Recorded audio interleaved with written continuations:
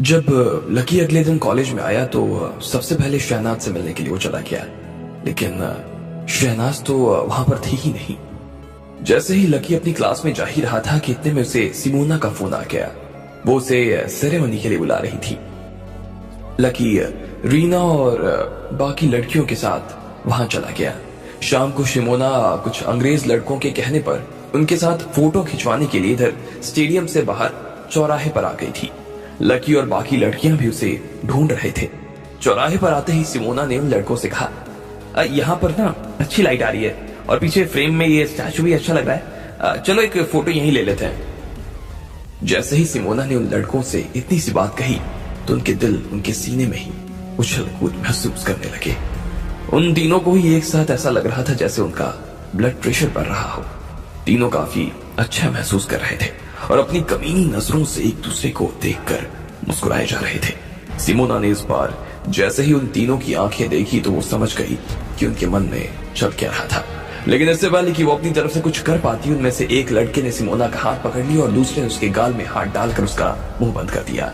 तीसरा लड़का जो सबसे पहले सिमोना के पास आया, उसने उसे घूरते हुए देखा और फिर एक गंदी सी मुस्कान के साथ बोला, मैडम सच में आप बहुत खूबसूरत है, चलिए ना आप हमारे होटल में चलिए, हम आपकी इस खूबसूरती के पूरे दर्शन करना चाहते हैं। हम तीनों को भारत से जाने से पहले ना एक बार के लिए खुश कर दीजिए प्लीज। मान समझ रहे हो ना। जैसे ही उस लड़के ने इतना भर कहा कि उसके बाद में सिमोना ने उन लड़कों को अपने से छुड़वाने के लिए हाथापाई शुरू कर दी। लेकिन वो तीनों ही इतने मजबूत थे कि सिमोना का उनके ऊपर बस ही नहीं चल पा रहा था। बाकी दो लोगों ने सिमोना की इस नाजुक से कोशिश को देखा और फिर मुस्कुराते हुए बोले, अरे चलना, इतना नाटक क्यों कर रही है? वैसे भी तुम्हें जिंदगी में ना फॉरेन के लड़के मिलने वाले हैं नहीं। अगर तुम्हें पैसे चाहिए तो हम भी देने के लिए तैयार हैं। वैसे भी तुम्हारा एक देश गरीब देश है, यहाँ की लड़कियों को जितना पैसा मिलता है उससे 20 गुना हम तुम्हें दे देंगे। हाँ यार, वैसे मैं तो इस बार अपना कॉन्डम भी लाना भूल गया। चलो ना, आज मैं तुम्हारे पेट में अपना बच्चा छोड़ जाऊंगा, फिर अपना देश छोड़कर ना मैं तुम्हारे पास आ जाऊंगा। वैसे तो मेरे बीवी बच्चे हैं, लेकिन मैं उनके साथ बहुत बोर हो गया और मुझे तुम्हारा देश बहुत अच्छा लगने लगा है। अरे देख, टैक्सी भी आ गई। बेबी अब ज्यादा नखरे मत करो, तुम हमें जितनी नखरे दिखाओगी ना, हमारा मन तुम्हें उतना ही ज्यादा परेशान करने का करेगा। फिर बाद में मत कहना कि हमने तुम्हें सोने नहीं दिया। आज की रात वैसे भी तुम कभी अपनी जिंदगी में भूलने वाली नहीं हो, उस लड़के ने कहा और टैक्सी की तरफ अपना हाथ बढ़ाने लगा। लेकिन सिमोना उनसे छूटने की पूरी कोशिश कर रही थी। वो उस आदमी की हथेली को काटने की भी कोशिश कर रही थी, लेकिन उसके मुंह को उसने इतनी जोर से दबा रखा था कि वो चाह कर भी अपने दांत नहीं खोल पा रही थी। इतने में टैक्सी वाला आकर रुक गया। उन लड़कों ने सिमोना को अपने साथ में खींचा और फिर उसे टैक्सी में ले जाने लगे। बाकी दोनों लड़कों ने उसे अपने हाथों में उठा लिया। सिमोना अपने पैर फेंके जा रही थी, लेकिन उससे कुछ भी हो नहीं पा रहा था। वो बुरी तरीके से घबराई हुई थी। वो उसे काटने की कोशिश कर रही थी, लेकिन कोई फायदा नहीं हो पा रहा था। आखिर में जैसे ही वो अंग्रेज उसे टैक्सी में डालने ही वाले थे कि इतने में सिमोना ने एक लड़के के कमर के नीचे लात मार दी। उससे उसकी पकड़ थोड़ी ढीली हो गई और इतने में सिमोना उसकी हथेली पर काट चुकी थी। जैसे उसके दांत उसकी हथेली पर लगे तो वो लड़का जोर से चिल्लाने लगा। उसका हाथ सिमोना के चेहरे पर से हट गया। सिमोना को सही मौका मिल गया था और वो जोर से चिल्लाई, बचाओ मुझे, बचाओ, ये लोग मुझे किडनैप करके ले जाना चाहते हैं, मेरे साथ मेरा रेप करना चाहते हैं, बचाओ। उस लड़के ने फिर से सिमोना के मुंह पर अपना हाथ टिका दिया, लेकिन तब तक उसकी आवाज चौराहे के आसपास खड़े ढेर सारे लोग सुन चुके थे। सब लोगों ने उस आवाज की दिशा में देखा तो पाया कि एक लड़की को 3 लड़के जबरदस्ती गाड़ी में बैठाने की कोशिश कर रहे थे। ये देखकर सब लोग लड़कों की दिशा में आगे बढ़ने लगे। उन लड़कों के पास में आते ही सब लोगों ने उन्हें देखा और कहा, अरे हाथ हटाओ उसके चेहरे पर से, क्यों उसके साथ में जबरदस्ती कर रहे हो? छोड़ो वरना मैं पुलिस को बुला दूंगी। छोड़ो उसे, जाने दो। अब भले ही उन लड़कों को उन लोगों ने घेर लिया था, पर फिर भी वो लड़के किसी भी कीमत पर सिमोना को तो छोड़ना नहीं चाहते थे। किसी भी कीमत पर वो इतना अच्छा मौका अपने हाथ से नहीं जाने देना चाहते थे। वैसे ही सिमोना बड़ी मुश्किल से उनके हाथ आई थी और अब वो उसे जगह बिना ऐसे कैसे जाने दे सकते थे। लेकिन उनमें से एक लड़के ने इंग्लिश में उन लोगों से कहा, ये मेरी गर्लफ्रेंड है, मैं इससे बहुत प्यार करता हूँ, इसलिए तुम लोगों को ना हम लोगों के बीच में बोलने की कोई जरूरत नहीं। इतने में सारे लोग वहां पर खड़े थे। उनमें से थोड़े से लोग उनकी बात को समझ पा रहे थे, लेकिन फिर भी उनमें से किसी को भी उन लोगों की बात पर विश्वास नहीं हो रहा था। पहली बात तो ये कि एक लड़की के 3 बॉयफ्रेंड कैसे हो सकते थे, और दूसरी बात ये कि अगर वो उसकी गर्लफ्रेंड थी भी तो उसके साथ वो इतनी बुरी तरीके से बर्ताव कैसे कर सकते थे। इसलिए वहां खड़े हुए लोगों ने एक एक करके कहा, क्या बकवास कर रहे हो, छोड़ो उसे, हम उसी के मुंह से सुनना चाहते हैं कि ये बात क्या है।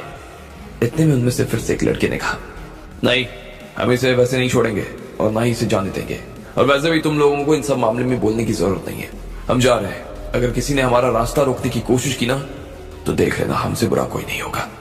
इतने में एक आदमी जो भीड़ में ही खड़ा था, उसने उन तीनों की तरफ उंगली उठाते हुए कहा, मैं इन्हें जानता हूं, मैंने देखा इन्हें, ये तीनों ही बॉक्सर हैं, ये इनका फेसबुक अकाउंट है, देखो इनके बारे में कितना कुछ लिखा हुआ है, इनके फोटो भी हैं इस पर। उस आदमी ने कहा और लोगों को उनके फोटोज और उनकी लिखी हुई पोस्ट दिखाने लगे। बाकी लोगों ने देखा तो पाया कि उन तीनों ने भारत के बारे में अपने पेज पर बहुत ही गलत लिखा हुआ था। उन्होंने लिखा था कि उन्हें भारत के लोग बिल्कुल पसंद नहीं थे और वो इस बात का बदला लेना चाहते थे। एक बार भारत के ही बॉक्सर ने उनमें से किसी को हरा दिया था। इतने में उन्होंने आगे देखा तो पाया कि वो लोग एक दिन दिल्ली के एक रेड लाइट एरिया में गए थे। उन्होंने लिखा था कि भारत की लड़कियां सिर्फ थोड़े से पैसों के लिए उन तीनों के पीछे भाग रही थी। इस बात से अंदाजा लगाया जा सकता था कि भारत कितना गरीब देश है। इस तरह की और भी ढेर सारी चीजें उन्होंने भारत और उसके बारे में लिखी हुई थी। ये सब पढ़ते ही वहां पर खड़े हुए लोगों का खून खौल गया। वो लोग चाहे जो हो जाए लेकिन अपने देश के बारे में कुछ नहीं सुन सकते थे। उनमें से एक आदमी उनकी तरफ उंगली उठाते हुए बोला, तुम्हारी हिम्मत कैसे हुई हमारे देश और उसके लोगों के बारे में इस तरह की बात करने की? और तुम क्या कहना चाहते हो, हम लोग गरीब हैं? अगर हम लोग गरीब होते तो क्या हमारे देश में इतने बड़े खेल का प्रोग्राम हो पाता? तुम जैसे लोगों को ही हमारे पूर्वजों ने भगाया था, याद नहीं है क्या? उस वक्त तो हमने तुम्हें बड़े प्यार से जाने दिया, लेकिन इस बार इतने प्यार से नहीं जाने देने वाले, समझे क्या? सालों को एक तो हमने पार्टिसिपेट करने दिया, ऊपर से ही हमारे लोगों के बारे में इतनी गंदी बातें कर रहे हैं, हमारी लड़कियों के साथ जबरदस्ती करने की कोशिश कर रहे हैं। धिक्कार है ऐसे लोगों पे, इनको तो गीले जूतों से पीटना चाहिए। ये सुनते ही सब लोगों का खून खौल गया। एक आदमी जिसकी उम्र 30 साल के आसपास थी, उससे तो अपने देश की इस तरह की बेइज्जती बर्दाश्त ही नहीं हो रही थी। वो गुस्से में उन तीनों लोगों की तरफ भागने लगा और जोर से चिल्लाया, सालो हराम खोरो, तुम्हारी हिम्मत कैसे हुई कि इतना सब बोलने के बाद भी हमारी मिट्टी पर खड़े हो सको? अभी मैं बताता हूं कि भारत और भारत के लोग क्या कर सकते हैं। इतना बार कहने के बाद उसने उन लड़कों को मारने के लिए अपना हाथ उठा दिया। उसका मुक्का उनके ऊपर पड़ने ही वाला था, लेकिन वो भूल गया था कि वो लड़के उस आदमी से लंबे थे और वो खुद भी बॉक्सिंग किया करते, इसलिए वो मुक्का उस लड़के के चेहरे पर पड़ने से पहले ही रुक गया। उस बॉक्सर ने उस आदमी का मुक्का अपनी हथेली में भींच लिया और उसे मोड़कर दूसरे हाथ से एक और मुक्का मार दिया। वो मुक्का सीधा उस आदमी की नाक पर लगा और उसे अगले ही पल खून आने लगा। उन्होंने जैसे ही अपनी नाक पर हाथ रखा तो देखा कि उनमें से खून आ गया था। खून देखकर वो आदमी बेहोश हो गया। वो बेहोश होकर गिर गया। बाकी लोग जो खड़े होकर ये सब देख रहे थे वो तुरंत उसकी दिशा में भागे और उसे उठाने की कोशिश करने लगे, लेकिन वो ये सब देख पा रहे थे कि वो तीनों प्रोफेशनल बॉक्सर थे और फिर वो थे 3। इधर जो लोग खड़े थे भले ही वो बहुत सारे थे, लेकिन फिर भी वो सब आम लोग थे और उनमें से ज्यादा कुछ उनका कुछ बिगाड़ नहीं सकते थे। अगर वो उनसे लड़ने के लिए जाते तो उल्टा मार खा कर आते। ऐसे में उनकी हिम्मत अब थोड़ी थोड़ी जवाब देने लगी। वो लोग उन्हें बस घेर कर खड़े हो गए, लेकिन उनमें से किसी को भी उनके ऊपर हाथ उठाने की हिम्मत नहीं हो पा रही थी। उनमें एक ने फिर से थोड़ी सी हिम्मत दिखाई और उनमें से एक अंग्रेज की तरफ देखते हुए कहा, ये सब बहुत ज्यादा हो रहा है, समझे? चुपचाप इस लड़की को छोड़ दे। हाँ, वरना मैं पुलिस को बुला लूंगी, वो सब तुम्हें खूब मारेंगे। हमारे देश के बारे में गलत गलत बात बोलकर तुम अपने ही देश का नाम क्यों खराब कर रहे हो? इतने बड़े हो गए, अपने देश की तरफ से आए हो यहाँ और फिर भी ऐसे जानवरों जैसी हरकत कर रहे हो। इन्हें तो शर्म के मारे ना डूब मरना चाहिए। ये सुनकर वो तीनों और ज्यादा गुस्सा हो गए। वो अपने बारे में इस तरह की बात बिल्कुल नहीं सुन सकते थे, वो भी भारत के लोगों से बिल्कुल नहीं। इतने में उन तीनों में से एक आदमी ने अपना हाथ उठाया और बोला, साले सब के सब डरपोक हैं। इनमें से एक की भी हिम्मत नहीं हो रही कि हम लोगों के सामने आंख मिलाकर बात कर सके। भले ही हमारे बाप दादा इनसे डरकर भाग गए होंगे, लेकिन हम लोग तो इन्हें और इनकी लड़कियों को इतनी आसानी से तो छोड़ने वाले नहीं है। हाँ, अगर तुम में से किसी ने भी हाथ उठाने की सोची भी ना, तो मैं उसका हाथ अपने साथ अपने बैग में लेकर जाऊंगा और तुम्हारी पुलिस और तुम्हारे नेता भी ना हमारा कुछ नहीं कर सकते। इन गेम्स में हमारे देश ने बहुत पैसा लगाया है, अगर हम नहीं होते ना खेल नहीं हो पाता तुम्हारा। उन लोगों ने कहा और अब वो ज्यादा देर करने की फिराक में नजर नहीं आ रहे थे। वो लोग बस जल्द से जल्द यहाँ से निकल जाना चाहते थे। वो सिमोना के साथ में जबरदस्ती करने के मामले बढ़े उससे पहले अपने देश पहुंच जाना चाहते थे, इसलिए उसमें से एक बॉक्सर ने उनमें से कुछ लोगों को धक्का दिया और जोर से बोला, हट जाओ साले बुरे। बाकी लोग उसकी तरफ बस देखे जा रहे थे। उनका मन तो बहुत कर रहा था कि वो उन्हें खूब मारे, लेकिन अंदर से हिम्मत नहीं हो पा रही थी। वो डर गए थे बहुत। इतने में रीना की नजर दूर से इस भीड़ पर पड़ी। उसने लकी की तरफ देखा और कहा, लक्ष्मण जी वो देखिए वहां पर कुछ हो रहा है। लकी ने रीना की उंगली की दिशा में देखना शुरू किया। अब आगे क्या होने वाला था? क्या लकी भारत की आन और सिमोना को बचा पाता? आपको क्या लगता है, क्या होंगे इन सभी सवालों के जवाब? कमेंट बॉक्स में कमेंट करके हमें जरूर बताएं। और सभी सवालों के जवाब को जानने के लिए सुनते रहिए स्टमिलिनियर सिर्फ पॉकेट एफएम पर। सिमोना को जिन लड़कों ने घेर रखा था, जब बाकी लोग उनके बारे में पता लगाने लगे तो पता चला कि वो तीनों बॉक्सर थे और भारत के खिलाफ बहुत गलत शलत बात कर रहे थे। जब भीड़ में से एक आदमी उन्हें मारने के लिए आगे आया तो उनमें से एक लड़के ने अपने मुक्के से उनकी नाक तोड़ दी। बाकी लोग भी ये देखकर घबरा गए। उन्होंने उन तीनों को घेर तो लिया था, लेकिन किसी की भी हिम्मत नहीं थी कि वो तीनों के ऊपर हाथ उठा पाए। इतने में रीना और लकी भी वहां आ गए। लकी ने देखा कि चौराहे के एक कोने में बहुत भीड़ जमा थी। ये देखकर लकी को समझ नहीं आ रहा था कि वहां आखिर हो क्या रहा था। जब वो भीड़ के थोड़ा सा पास पहुंचा तो देखा सिमोना को उन तीनों लड़कों ने अपनी बाहों में जबरदस्ती कसा हुआ था और उसका मुंह बंद किया हुआ था। सिमोना के चेहरे पर चिंता की लकीरें तो साफ नजर आ रही थी। वो उनसे अपने आप को छुड़वाना चाह रही थी, लेकिन वो उसे छोड़ नहीं रहे थे। सिमोना पसीना पसीना हो गई और उसकी आंखें लाल हो गई थी। लकी ये सब देख नहीं पा रहा था और वो सीधा भागते हुए इसकी तरफ जाने लगा। लकी ने भीड़ चीरते हुए सिमोना के चेहरे पर उस आदमी के हाथ को झटके से हटा दिया। लकी के हाथ की चोट इतनी जोरदार थी कि वो लड़का मारे दर्द के कराहने लगा और सिमोना के मुंह पर उसके हाथ अपने आप ही हट गए। लकी ने दूसरे लड़के को भी धक्का देकर दूर कर दिया और फिर सिमोना को अपनी तरफ खींच लिया। सिमोना, ये सब क्या हो रहा है? कौन है ये लोग? लकी ने सिमोना के कंधे पर हाथ रखते हुए पूछा।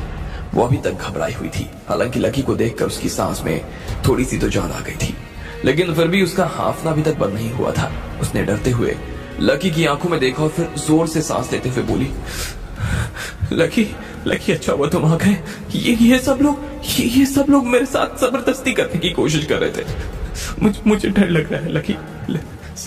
साले सब के सब। लकी मुझे बचा लो लकी। इससे पहले कि सिमोना अपनी तरफ से आके कुछ कह पाती, उसकी आंखों से आंसू आने लगे। वो बुरी तरीके से रोई जा रही थी। इतने में बाकी लोगों ने और खास करके जब उन लड़कों ने सिमोना को लकी की बाहों में देखा तो उन्हें गुस्सा आ गया। उनमें से एक लकी के ऊपर गुर्राते हुए बोला, ये मेरी गर्लफ्रेंड है, छोड़ उसे। इतना पर कहते ही वो तीनों अब लकी के ऊपर जा टूटे। वो लोग उसे बुरी तरीके से पीटने की कोशिश करने वाले थे। सिमोना उन्हें फिर से अपनी तरफ आता हुआ देखकर घबरा गई और मारे घबराहट के वो लकी के पीछे जाकर छिप गई। लकी मुझे बचा लो लकी मुझे। लकी उन लड़कों को आते हुए देखा तो और तैयार हो गया, लेकिन इससे पहले कि वो अपने हाथ का स्वाद उन लड़कों को चखाता, इतने में 4 और लड़कियां उसके पास आकर खड़ी हो गई। ये 4 लड़कियां और कोई नहीं बल्कि रीना, टीना, मीना और शीना ही थी। उन चारों ने अपने मूव्स करने शुरू किए। उन्होंने एक ही झटके में उन तीनों लड़कों को अपनी जगह पर से पीछे धकेल दिया, लेकिन तेज लड़कियों को देखकर तो घबरा गए और डर के मारे वो अपने आप ही पीछे आ गए। लेकिन अपने आप को संभालने के बाद में जब उन्होंने देखा कि वो चारों लड़कियां भी सिमोना से कम सुंदर नहीं थी तो फिर से उनके चेहरे पर तो एक कुटिल सी मुस्कान छा गई। वो हंसते हुए बोले, क्या बात है बॉस, हम तो एक को ले जाने की सोच रहे थे, लेकिन यहाँ पर तो एक साथ में 4 और फ्री आ गई है। बहुत अच्छे। वैसे ये चारों भी इस वाली से कम तो नहीं है, और फिर ये जो सामने से चलकर आ रही है तो हम इन्हें कैसे जाने दे सकते हैं यार। माय गॉड, चलो तुम भी चलो, आज हम तुम्हें इंग्लिश में मजा देंगे, पूरा सिखा देंगे इंग्लिश ट्रेंड करके। सिमोना ने उनकी बात सुनी तो कांपते हुए होठों से पीछे से लकी के कानों में बोली, लकी तुम अपनी दोस्त को बोलो कि यहाँ से चली जाए। ये तीनों बहुत खतरनाक लड़के हैं, तीनों के तीनों बॉक्सर हैं, और अगर ये यहाँ रही ना तो इन्हें चोट आएगी।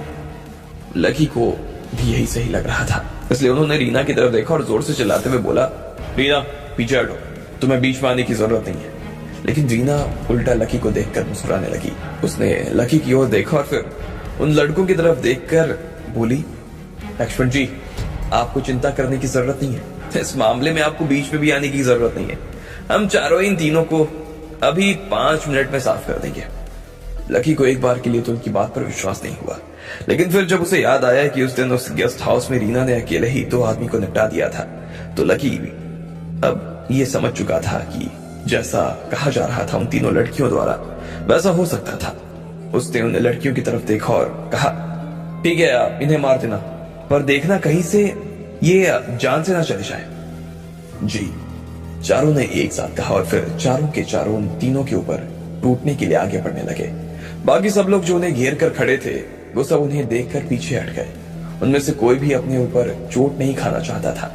हालांकि उन्हें उन लड़कियों की भी चिंता हो रही थी, लेकिन कोई भी उनके बीच में आने की हिम्मत तो नहीं कर पा रहा था। उनमें से कुछ लोग ने यह भी तय कर लिया कि अगर इन तीनों ने उन चारों के साथ में किसी तरह की जबरदस्ती करने की कोशिश की, तो फिर ये भीड़ उन तीनों को छोड़ने वाली तो नहीं थी। इतने में जब उन तीनों ने देखा कि उनकी तरफ हमले करने के लिए 4 लड़कियां आ रही थी, तो उनके चेहरे पर इस चीज के लिए कोई फिक्र नजर नहीं आ रही थी। वो ऐसे खड़े थे जैसे लड़कियां उन्हें सिर्फ हवा की तरह छू कर निकल जाने वाली थी। वो उनसे बचने के लिए अपने मुक्के तक नहीं तान रहे थे, बल्कि वो लोग अपनी बाहें फैलाकर सामने खड़े हो गए। वो चारों अपनी बाहें उठाकर टैक्सी में डालने ही वाले थे। आ जाओ मेरी हुस्न परियों, हमारे होंठ तुम्हारे बदन के लिए बेताब हुए जा रहे हैं, आज तो जी भर के खाएंगे। उन तीनों ने एक दूसरे को देखा और हंसने लगे। तब तक वो चारों लड़कियां पलक झपकते ही उनके पास आ गईं। उन्होंने अपने मुंह से एक शब्द भी नहीं निकाला और चारों ने तीनों को घेर लिया। भले ही वो उम्र में कम नजर आ रही थी, लेकिन उनकी गुरु माँ ने उन्हें अपनी उम्र से बहुत ज्यादा सिखाया था। जैसे ही मुष्टंडों पर वो लड़कियां टूटी, चाहते हुए भी वो लंबे चौड़े लड़के उनके पैर जमीन पर से उखड़ गए। उन्हें आज जो चोट इन लड़कियों ने दी थी, ऐसी चोट तो उन्हें अपनी जिंदगी में किसी आदमी तक ने नहीं दी। वो तीनों अपने दर्द कितनी जोर से चिल्ला रहे थे कि उनकी आवाज पूरे जयपुर में गूंज गई। अब उन्हें समझ आया कि ये लड़कियां कोई आम लड़कियां नहीं थी। अगर वो इसी तरह से बाहें फैलाकर खड़े रह जाते, तो अगले ही पल ये लड़कियां उनके हाथ तक उखाड़ देती। इसलिए अब उनके पास इनसे लड़ने के अलावा और कोई चारा नहीं बाकी रह गया। चारों लड़कियां अपनी ही धुन में थी, वो उन्हें धोए जा रही थी। अभी तक उनमें से किसी ने भी उन लड़कों को ठीक से देखा तक नहीं था, लेकिन उन्हें कूट कूट कर समझ आ गया था कि वो तीनों बच्चे ही थे। रीना उनमें से एक आदमी को कूट रही थी। अगले ही पल आंख झपकते ही दूसरे आदमी के पास चली गई। उसने उसकी कमर में एक जोरदार लात मारी और वो चिल्लाकर नीचे गिर पड़ा। इधर मीना हवा में उछली और उसने दूसरे बॉक्सर की छाती पर एक जोरदार लात मार दी। उस लड़के को ऐसा लग रहा था कि उसकी एक लात से उसके शरीर की सारी हवा बाहर आ गई, और अगर वो लात और जोर से पड़ती ना, तो उसका दिल सीधा नीचे सड़क पर गिर जाता। इधर शीना और टीना दोनों ही तीसरे बॉक्सर को निपटा रही थी। वो उसके मुंह पर उससे भी अच्छे अच्छे मुक्के मार रही थी। इससे पहले कि वो उन दोनों में से किसी की शक्ल देख पाता, इतने में उसकी आंख पर फिर से एक मुक्का पड़ जाता। ऐसे मुक्के उसने अपनी जिंदगी में नहीं खाए थे।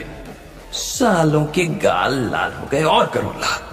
रीना ने जैसे ही हुंकार भरते हुए कहा कि उसकी आवाज सुनते ही चारों लड़कियों ने उन तीनों के गालों पर तमाचे मारने शुरू कर दिए। तमाचे की तो बरसात हो रही थी। उनके हाथों की लकीरें उनके गोरे गालों पर छप गई। ये लड़के इतना कुछ देखने के बाद में अपने मन में कुछ सोच नहीं पा रहे थे। वो बस सन्न रहकर खड़े हुए थे। उन्होंने देखा कि बस एक सुंदर लड़की उनके सामने खड़ी थी, और इससे पहले कि वो उसकी गर्दन के नीचे देख पाते, इतने में एक थप्पड़ उड़ते हुए उनकी गाल पर आ गया। वो तीनों मार खाते खाते नीचे घुटनों पर आ गए, और फिर घुटनों पर आने के बाद सीधा जमीन पर गिर गए। 2 मिनट के अंदर ही उनका खेल खत्म हो गया। सारी हेकड़ी मिट्टी में जा मिली उनकी। तीनों की जुबान बाहर आ गई और वो भारत की मिट्टी चाट रहे थे। अब इधर भीड़ ने जैसे ही देखा कि 20 साल से भी कम की 4 लड़कियों ने अपने उम्र से 1.5 गुना बड़े 3 पहलवानों को कूट दिया था, तो एक बार के लिए तो उन्हें अपनी आंखों पर भरोसा ही नहीं हुआ। उनमें से कोई भी इस चीज को मान ही नहीं पा रहा था कि ऐसा कुछ भी हो सकता था। एक पल के लिए तो सब सन्नाटे में एक दूसरे का चेहरा देख रहे थे। फिर अगले ही पल उन्होंने उन लड़कियों के लिए तालियां बजानी शुरू कर दी और उनकी तारीफ करते हुए बोले, क्या बात है, क्या धोया है, लग रहा है जैसे विराट, रोहित और पांड्या बैटिंग कर रहे हो साथ में। ये लड़कियां तो लड़कियों की बाप निकली यार। मैंने कभी सोचा नहीं था कि ऐसा जिंदगी में कुछ दिखा देंगी। जो भी हुआ, कैसा हुआ पता नहीं, लेकिन इतना पता है धांसू हुआ बॉस। भले ही वो लोग उन लड़कियों की तारीफों के पुल बांध रहे थे, लेकिन उन लड़कियों को उनकी तारीफ से कोई फर्क तो पड़ नहीं रहा था। वो तो उनकी बातें भी नहीं सुन रही थी और चुपचाप उन लड़कों को देख रही थी। जब उन्हें समझ में आ गया कि अभी उठने की हालत में नहीं थे, तो लड़कियां पीछे आने लगी। वो लड़के जो उनके कदमों की आहट से भी घबरा गए थे, उन्होंने उनके सामने लेटे ही लेटे हाथ जोड़ लिए। बस बस माफ कर दो, अब और नहीं सहा जाता, अब और नहीं, please please forgive us, please forgive अस। बाकी के लोग उन्हें इस तरह से हाथ जोड़ते हुए देख रहे थे और उन्हें गालियां दे रहे थे। भीड़ उन्हें इस तरह से अपंग देखकर इतने जोश में आ गए कि उन्होंने उन्हें पीटना शुरू कर दिया। कोई उन्हें थप्पड़ लगा रहा था तो कोई गालियां दे रहा था। बोल बोल मेरा भारत महान है, साले हम लोगों को गाली देता है और करेगा जबरदस्ती, बोल बोल, अभी प्यासे हैं तेरे होठ, मिठाऊं तेरी प्यास। वो चारों लड़कियां उस घेरे से बाहर आ गईं, जिस घेरे ने उन चारों लड़कों को पीटना शुरू कर दिया था। भीड़ उनके साथ में जो कुछ कर रहे थे, उन लड़कियों को इस बात से कोई मतलब नहीं था।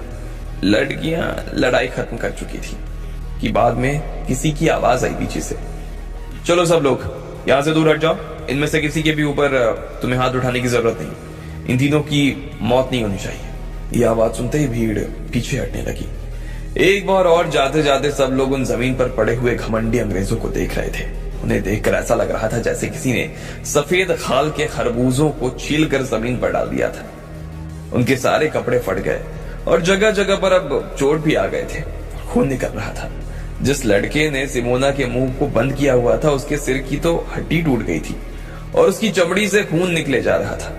एक बार फिर से वो चारों लड़कियां उन अंग्रेजों के पास गई और बोली, तुम तीनों ने ना हमारे लक्ष्मण जी के साथ बहुत बदतमीजी की है, अब जाओ और उनसे अभी के अभी माफी मांगो।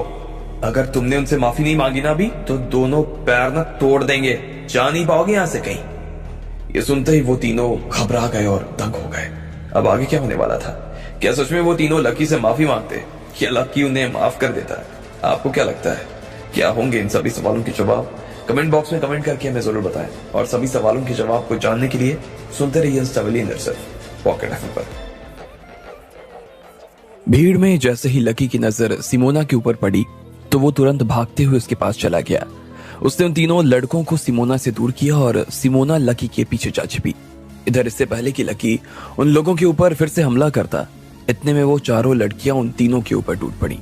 उन्होंने उन्हें इतना मारा कि वो जमीन पर गिर गए। उनकी आंखें बाहर आने को थी, लेकिन लड़कियां उन्हें इतनी आसानी से तो जाने देने वाली नहीं थी। जब तक वो लकी से माफी नहीं मांगते तब तक वो उन्हें छोड़ने वाली नहीं थी। अब जैसे ही उन लड़कियों के मुंह से भीड़ ने लकी का नाम सुना तो सब लोग लकी की ओर देखने लगे। उन्होंने पहले भी देखा था कि लकी में और उन लड़कियों में आपस कुछ तो बात हो रही थी। वो समझ गए कि लड़कियां लकी को ही लक्ष्मण जी कहकर बुला रही थी। वो चारों ही लकी को डर और सम्मान भरी नजरों से देख रही थी। ये देखते ही भीड़ में जो भी लड़के खड़े थे वो ना जाने क्यों लकी से थोड़ी जलन महसूस करने लगे। वो चारों ही लड़कियां बहुत कद्दावर और ताकतवर थी। वो इतनी सुंदर थीं और फिर भी लकी जैसे आदमी से बात कर रही थी और उसकी बात सुन रही थी। वो जैसा कह रहा था वैसा कर रही थी। ऐसे में लोगों को समझ नहीं आ रहा था कि आखिर लकी की पहचान थी क्या, ऐसी उसमें क्या ताकत थी जो ये लड़कियां उसकी आदेश का पालन कर रही थी। किसी को भी ये बात समझ नहीं आई कि लकी में और उन लड़कियों में संबंध क्या था। क्या लकी इन चारों का पति था? लकी ने 4 पत्नियां रखी थी। कुछ लोगों के मन में जैसे ही ये ख्याल आया तो उन्हें लकी से तो नफरत होने लगी। इधर वो लड़के अभी भी खरबूजों की तरह जमीन पर गिरे हुए थे। वो बुरी तरीके से कांप रहे थे। उन्हें तो ये तक समझ नहीं आ रहा था कि वो चारों लड़कियां उनसे कह क्या रही थी। फिर एक लड़का जो उनके पास में ही खड़ा था, उसने इंग्लिश में समझाया कि वो लड़कियां उनसे क्या करवाना चाह रही थी। जैसे ही उन्होंने इस लड़के की बात सुनी तो अपने शरीर की सारी ताकत इकट्ठा करके वो अपनी जगह पर से खड़े हुए और सीधा लकी के पैरों में गिरकर उससे इंग्लिश में माफी मांगने लगे। लक्ष्मण जी, हमें माफ कर दीजिए। अगर हमने आपसे आपके बारे में कुछ भी गलत कहा हो तो, जिससे आपको ठेस लगी हो, तो हम भी आपसे मार खाना चाहेंगे, लेकिन माफ कर दीजिए हमें। जी लकी जी, हम तो सुअर हैं, हम उनसे भी बदतर हैं, माफ कर दीजिए। हमने इन बहन के साथ जो भी किया ना, बहुत गलत किया। आप कहेंगे तो हम अपनी बहन से भी माफी मांग लेंगे, प्लीज माफ कर दीजिए। लकी ने पहले ही सिमोना के मुंह से इन तीनों लोगों के बारे में और इनकी बातों के बारे में सुन लिया था। वो खुद भी इनकी बातों को सुनकर अपने दिल में काफी गुस्सा महसूस कर रहा था। उसे लग रहा था कि उसे इन तीनों को इतनी आसानी से तो माफ नहीं करना चाहिए। उन्होंने लकी के बारे में जो भी कहा उससे लकी को दिक्कत नहीं थी, लेकिन उन्होंने उसके देश के बारे में कुछ कह दिया, वो लकी बर्दाश्त नहीं कर पा रहा था। वो उन्हें गुस्से भरी नजरों से देख रहा था, लेकिन उससे पहले ही उसने देखा कि उन तीनों की पहले ही खूब पिटाई हो चुकी थी। तो लकी को लगा कि अब उनके साथ में कुछ ऐसा करना चाहिए जो उन्हें जिंदगी भर याद भी रहे, और फिर ये भी कि कभी किसी और देश के बारे में इस तरह की वो बात ना करे।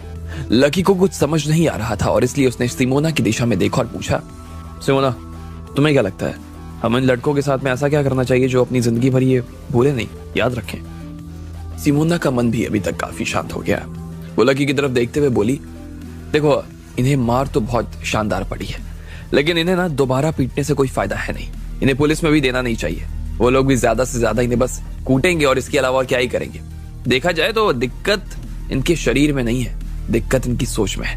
इसलिए मुझे लगता है कि हमें इन्हें ना इनके घुटनों पर बैठाना चाहिए और ये ना हमारे देशभक्ति की गीत गाए, ताकि इनके दिमाग में जो कचरा भरा है ना वो साफ हो जाए। जैसे ही सिमोना ने इतना पर कहा तो जो भीड़ उसके पास में खड़ी होकर उनकी बातें सुन रही थी वो बहुत खुश हो गई। उन्होंने तुरंत उल्लास में कहा, हाँ हाँ, ये शानदार आइडिया है, बहुत अच्छा रहेगा। सालों से ए मेरे वतन के लोगों गवाओ, हाँ हाँ, ये गाना गाएंगे ना तो वो गाना इनके दिमाग में उलझ कर भी रह जाएगा। फिर जब ये अपने देश में चले जाएंगे ना तो भी ये गाना इनके कानों में बजता रहेगा। हाँ, देश मेरा रंगीला ना जब इनके गानों में बजेगा तब पता चलेगा कि भारत क्या चीज है और भारत के लोग भी क्या चीज है। इतने में एक आदमी ने अपनी जेब से फोन निकाला और उसमें गाना शुरू कर दिया। उसने वो फोन उन तीनों के कानों के पास लगा दिया ताकि वो तीनों उस गाने को सुने और उसे याद कर सके। अब इन तीनों को भी इस बात का डर लग रहा था कि अगर वो ना करते तो शायद इस बार उनकी और ज्यादा पिटाई हो जाती। पिछली बार तो सिर्फ 4 ही लोग ने उन्हें मारा था, लेकिन इस बार तो मारने वालों की संख्या 40 हो गई। इसलिए वो मना करने के बारे में सोच भी नहीं सकते थे। उन्होंने चुपचाप अपने घुटनों पर आकर बैठना सही समझा। उन्होंने अपने हाथ जोड़ लिए, थोड़ी देर में गाना याद किया और फिर टूटी फूटी हिंदी में वो गाने लगे। और इस तरह से हमने फिर से अंग्रेजों को अपने देश से भगा दिया। हिंदुस्तान जिंदाबाद, एक आदमी ने चिल्लाते हुए कहा। हाँ, लेकिन इधर और एक लड़ाई शुरू हो गई है। इधर लकी और बाकी लड़कियों ने जैसे ही ये आवाज सुनी वो पीछे घूमकर देखने लगे। उस चौराहे पर दूसरा कोना भी भीड़ से भरा हुआ था। लकी और बाकी लड़कियां तुरंत उस दिशा में बढ़ने लगे। जैसे ही वो लोग वहां पर पहुंचे तो उन्होंने देखा कि उस घेरे के बीच एक भारतीय आदमी खड़ा था जिसकी उम्र 50 साल के आसपास थी। उस आदमी को कुछ एक अंग्रेजों ने घेर रखा था।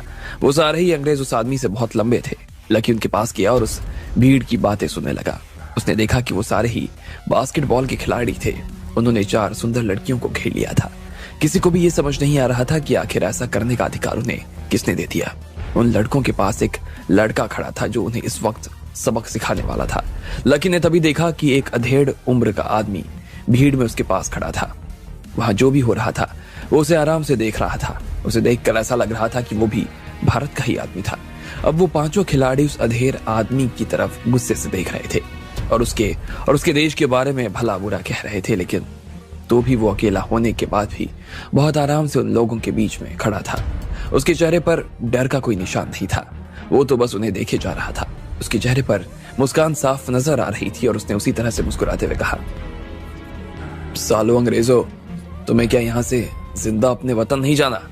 अगर आज तुम अपने घुटनों पर नहीं बैठे ना तो फिर तुम्हारा बाप भी तुम्हें हमसे नहीं छुड़वा पाएगा। मैं अकेला ही तुम सबको तुम्हारी नानी याद दिला दूंगा। उस आदमी ने कहा। वो लड़के उसकी आवाज और उसके चेहरे के हाव भाव देखकर समझ गए कि वो आदमी उन्हें गालियां दिए जा रहा था और उन्हें डांट रहा था। इस बात पर उन्हें और भी गुस्सा आ गया।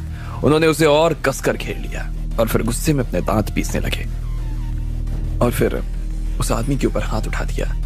उनके मुक्के अपने आप में लोहे के गोलों से कमजोर नहीं थे। बाकी लोग जो वहां खड़े होकर ये सब तमाशा देख रहे थे ना, उन्हें इस बात से डर लग रहा था कि कहीं ये 5 लोग मिलकर इस आदमी की जान न ले लें। इधर वो आदमी अचानक से हवा में उछला और उन 5 लोगों के मुक्के से एक ही बार में बच गया। उन 5 के मुक्के भी आपस में जा टकराए। वो आदमी अभी भी हवा में था और उसने वहीं से लाते उन लड़कों के मुंह पर चलाने लगी। क्या बात है यार, इस आदमी की मार्शल आर्ट्स भी कमाल की है। इतने में वो आदमी फिर से नीचे आ गया और वो अब घूर कर उन अंग्रेजों को देख रहा था। वो लड़कियां उसके पास खड़ी थी जिन्हें वो अंग्रेज परेशान कर रहे थे। वो फिर से हवा में उछला और इस बार उसने अपने घुटनों से एक अंग्रेज की छाती पर लात मारा। वो आदमी तुरंत ही अपनी छाती पकड़कर नीचे बैठ गया। अब भले ही वो चारों लड़के अपने आप में बहुत लंबे थे, लेकिन फिर भी वो आदमी का मुकाबला नहीं कर पा रहे थे। वो आदमी उनके ऊपर बहुत ही साधारण से मूव्स का इस्तेमाल कर रहा था। उसने सिर्फ 3 मिनट में सारे अंग्रेजों को निपटा दिया। वो अब सब उसके पैरों में गिरकर धूल चाट रहे थे। इधर भीड़ जो कि ये सब खेल देख रही थी, वो तो खुशी के मारे झूम उठी और उस बूढ़े से आदमी का गुणगान करने लगी। लेकिन वो आदमी उनकी किसी भी तारीफ को कान नहीं दे रहा था, वो उसे सुन ही नहीं रहा था। उसने तो बस अपने हाथ साफ किए और फिर उन 5 अंग्रेजों के ऊपर चढ़कर बोला, जब तक तुम ये नहीं कहोगे ना कि हम तुम्हारे बाप हैं, तब तक मैं तुम्हें यहां से जाने नहीं दूंगा, हिलने तक नहीं दूंगा। उन लड़कों की क्या बिसात कि वो ना कि हम तुम्हारे बाप हैं, तब तक मैं तुम्हें यहां से जाने नहीं दूंगा, हिलने तक नहीं दूंगा। उन लड़कों की क्या बिसात कि वो उसे मना कर दे। उन्होंने तुरंत उसे बाप कहकर बुला दिया। इतने में वो चारों लड़कियां जिन्हें उसने बचाया था, वो उसे थैंक यू कहने के लिए आ गई। तो जवाब में उसने भी सिर्फ हाँ में अपना सिर हिला दिया। उसे इस बात से कोई फर्क नहीं पड़ रहा था कि कौन उसके बारे में क्या कह रहा था। उसे देखकर ऐसा लग रहा था जैसे उसके लिए ये रोज का काम था। इधर उस आदमी ने अपने हाथ अपनी कमर में रखे और बोला, ये सब लोग ना बास्केटबॉल खेलते हैं, मैं मार्शल आर्ट्स का आदमी हूँ, इनका और मेरा कोई मुकाबला होगा क्या? मेरे सामने ये सब तो बच्चे हैं, सब के सब बच्चे हैं, इनको तो हमारे यहाँ के बच्चे ही हरा देंगे। मुझे नहीं मालूम था कि जबलपुर में इतने डरपोक लोग रहते हैं। अगर आप लोग इन्हें घूर कर भी देख लेते ना तो ये हार मान लेते। पर चलो कोई नहीं, अब आप मुझे जाने दीजिए। मैं यहाँ राजघराने की एक शादी में आया हुआ हूँ, वहां पहुंच पाता उससे पहले ये सब हो गया। सारा मूड खराब कर दिया इन्होंने। चल छोटे, उस आदमी ने कहा। उसका नाम अक्षय था और उसके छोटे भाई का नाम अजय। ये दोनों ही बहुत अच्छा मार्शल आर्ट्स जानते थे। विराज ने इन्हें खास अपनी शादी के लिए बुलाया था। इससे पहले कि अजय अपनी जगह से हिलता उसने कहा, वैसे ना हमारा तो यहाँ पे शादी में भी आने का मन नहीं कर रहा।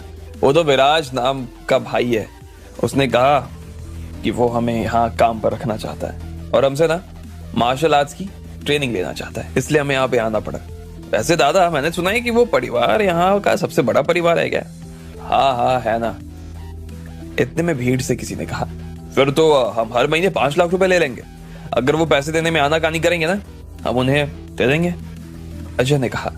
इतने में अक्षय बोला, अरे नहीं यार, एक आदमी के 5 लाख थोड़े से ज्यादा हो जाएंगे। वैसे भी यहाँ पर उन्होंने अपने गुरु को भी बुलाया होगा, उनके सामने हम इतना पैसा मांगेंगे ना अच्छा नहीं लगेगा। क्या गुरुजी भी आएंगे? फिर तो हो सकता है कि वो हमें गुरुजी के अंडर में ही रखे। बिल्कुल हो सकता है, इसलिए तो मैं कह रहा हूँ कि 5 लाख थोड़े ज्यादा है। खैर देखा जाए तो हम भी अब गुरुजी से कम थोड़ी हैं, पर गुरुजी हैं तो गुरुजी, इसलिए छोड़ो, मैं 4 लाख की बात कर लूंगा। इससे कम दिया तो शादी में वही तूफान ला दूंगा। क्या सही बोला ना? अजय ने कहा। अरे यार देखते हैं, तू पहले चल तो सही, अक्षय ने कहा और वहां से दोनों जाने लगे। लकी उनकी बातों को सुन रहा था। अब आगे क्या होने वाला था? क्या लकी को शहनाज की शादी की खबर लग पाती?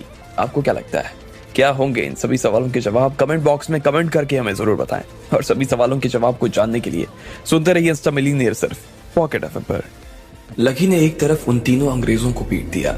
हालांकि उसे तो हाथ भी नहीं उठाना पड़ा, लेकिन उसके साथ वाली लड़कियों ने ही उसके लिए सारा काम कर दिया था। इधर दूसरी तरफ उसने देखा कि अजय और अक्षय भी कुछ लोगों को पीट रहे थे। वो बाहर आए और यहाँ विराज ने उन्हें अपनी शादी में बुलाया था। वो जिस तरह से लड़ रहे थे, लकी उन्हें देखकर काफी इंप्रेस हो गया। बाद में वो विराज की शादी के लिए निकल गए। इधर रीना ने जब उन्हें लड़ते हुए देखा तो लकी से कहा, लक्ष्मण जी, मुझे लगता है कि ये दोनों लड़के भी अपने आप में बहुत शानदार मार्शल आर्ट्स करते हैं। वो दोनों ही हम चारों के बराबर का वजन रखते हैं। ऐसे में मैं तो सोच रही हूँ कि क्यों ना उन्हें और हमारे बीच तक एक बार लड़ाई करवा के देखा जाए, देखेंगी किसमें कितना दम है। इतने में मीना ने उसके कंधे पर हाथ रखा और कहा, हाँ वैसे लड़कर तो देख लेना चाहिए, लेकिन फिर भी मैं तुम्हें बता देती हूँ कि हम उनके मुकाबले में ज्यादा दमदार हैं। तुमने देखा उनकी उम्र क्या थी? वो दोनों ही 30 से 40 के आसपास के नजर आ रहे थे। उनके मुकाबले हम लोग तो काफी जवान हैं। हालांकि अभी हमें भी बहुत कुछ सीखना होगा, पर फिर भी मुझे लगता है कि हम उन्हें आसानी से हरा सकते हैं। शीना और टीना ने भी मीना की बात पर हाँ में सिर हिला दिया, लेकिन रीना को यह बात कुछ ठीक नहीं लग रही थी। चाहे वो कितने भी ताकतवर थे, लेकिन फिर भी रीना अपने आप को उनसे कम नहीं मान रही थी। इसलिए उसने हाँ में सिर हिलाया और लकी की तरफ देखते हुए कहा, चाहे वो दोनों कितने ही ताकतवर हो, लेकिन फिर भी वो लक्ष्मण जी से ना ज्यादा ताकतवर हो ही नहीं सकते। मुझे लगता है कि लक्ष्मण जी तो उन्हें चुटकियों में हरा सकते हैं। हो सकता है कि इनके सामने ही आते ही ना वो हार मान जाए। लकी को रीना की बात सुनकर ना हंसी आ गई। उसे खुद अपने ऊपर इतना विश्वास नहीं था जितना इन बाकी लड़कियों को उसके ऊपर था। उसने मुस्कुराते हुए कहा, अच्छा तो तुम लोगों को ऐसा लगता है?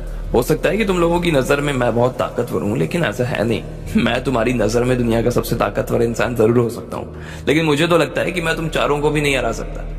अरे नहीं लक्ष्मण जी, आप ऐसा क्यों सोच रहे हैं? आप हमारे गुरु हैं और आपसे ज्यादा ताकतवर और कोई हो ही नहीं सकता।